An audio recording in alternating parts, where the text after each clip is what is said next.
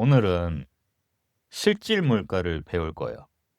실질 물가가 뭐냐면 말 그대로 내 돈의 실제 가치를 보여주는 거예요. 시간과 마찬가지로 기준금리랑 물가 상승률로 그래프를 한번 만들어 볼 텐데 오늘은 기준금리를 먼저 찾아볼게요. 저번 시간이랑 다르게. Fed 펀드를 넣으시면 이렇게 나오죠. Federal Fund Effective Rate. 그러면 이제 그래프가 막 이렇게 고불고불한 그래프가 보이고 항상 말씀드렸듯이 그래프를 에디트를 할게요. 오늘은 헤드라인을 하기보다는 여기다가 커스터마이즈 데이터 란에 물가 상승률을 집어드릴 거예요. 전과는 다르게. 전에는 기준금리를 애드할 때 헤드라인을 했었잖아요. 근데 오늘 계산을 할 거기 때문에 여기다가 CPI 레이트를 넣고 애드를 하면 여기 베리어블 B로 CPI가 뜨죠. 기준금리 자체는 원래 있었으니까. 근데 이제 베리어블로 물가 상승률 B가 생기면 유닛을 change from year로 바꿔주세요.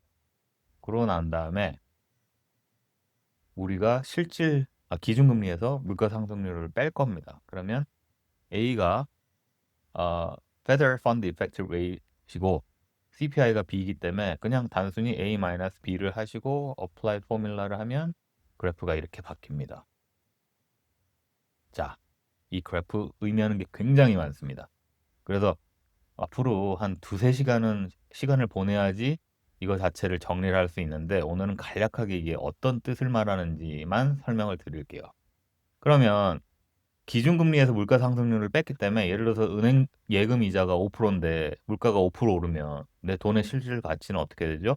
5% 마이너스 5%이기 때문에 0이에요. 그죠? 그러면 결과가 만약에 여기 기준 0으로 봤을 때 마이너스일 때도 있고 플러스일 때도 있는데 이 그래프 자체가 0보다 밑에 나와 있는 상황이면 현금을 들고 있으면 손해입니다. 특히 이때 팬데믹 때 보시죠. 엄청나게 떨어졌습니다. 돈 가치가. 이때는 현금을 들고 있으면 손해이기 때문에 많은 사람들이 이제 주식, 코인, 부동산, 자산 시장으로 이제 몰려간 거예요. 그리고 만약에 결과가 플러스다. 특히 막 1980년대 초반 이때는 은행에만 넣어둬도 돈이 막 불어나는 상황이에요. 그래서 굳이 위험한 주식을 할 필요가 없었겠죠, 이때는. 그렇기 때문에 주식 시장 자체에 악재가 오는 거예요. 그래서 다시 정리해서 설명을 하면 마이너스 영역일 때는 금리가 물가보다 밑이에요. 그죠?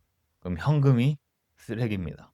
가만히 있으면 돈의 가치가 녹아내리기 때문에 엄청난 버블이 끼는 겁니다. 그랬기 때문에 팬데믹 때 버블이 이만큼 정말 비교도 안 되게 형성이 된 거예요. 물론 우리가 이제 버핏 지수를 계산하는 거를 세션에 가면 이게 더 구체적으로 설명을 하게 될 텐데 단순히 이것만 봐도 왜 시장에서 자꾸 큰 투자자들이 버블이다 하는 이유가 보이죠. 물론 지금은 다시 플러스로 올라오기는 했으나 이게 과연 이만큼 떨어졌던 버블을 죽일 수 있냐? 어렵겠죠. 그리고 예를 들어서 상황 자체 플러스일 때를 보면 이때는 정말 현금이 왕이에요. 지금은 이제 다 플러스로 왔어요, 저희도. 굳이 위험한 투자를 하지 않아도 이때는 은행 예금이나 채권만으로도 구매력을 지킬 수 있는 겁니다. 그래서 자금줄이 마르고 대출 비용이 비싸져요. 이때는 기술력이 없거나 돈을 못 버는 성장주들은 주가가 폭락하거나 파산하거든요. 그래서 예를 들어서 뭐 엔비디아 같은 경우는 전혀 그런 예는 아니지만 뭐 막 상장하는 회사들, 막 시작한 기술주들, 이제 회사들 돈 끌어오는 스타트업 같은 경우들은 위험할 수가 있죠. 왜냐하면 그런 회사들은 아시겠지만 대부분 아직 매출이나 수익이 그다지 없는 회사들이거든요. 그때는 지금과 같은 시점이 위험할 수 있어요. 자, 오늘은 여기까지 하고 말씀드렸듯이 이 그래프 자체가 내재하는 뜻이 굉장히 많아요. 그래서 앞으로 한 두세 시간 동안 어떻게 이거를 실질적인 사업과 투자 관점에서 봤을 때 좀 더 깊이 활용할 수 있는지 세션에서 얘기해 볼 거고요. 많은 걸 배우셨으면 구독과 좋아요 꼭 잊지 말고 눌러 주십시오. 감사합니다.